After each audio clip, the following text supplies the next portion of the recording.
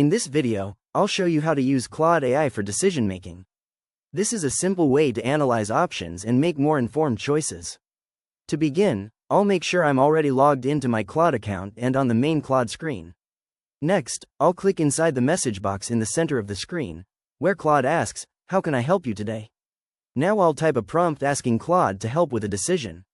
For example, I might type, "Help me decide between two job offers by comparing the pros and cons." After typing the prompt, I'll click the Send button.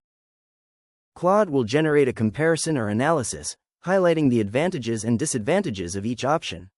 If I want a more detailed evaluation, I can include more information in my prompt, such as the criteria, priorities, or specific details of each option. For example, I might type, "Compare these options based on salary, growth opportunities, and work-life balance." Claude can also help create decision frameworks, lists, or step-by-step evaluations to guide your thinking. Once the analysis is ready, I can copy or download the content and use it to make a more informed decision. And that's it. I've successfully used Claude AI for decision making. If you found this tutorial helpful, please consider liking the video and subscribing for more quick AI tutorials and guides.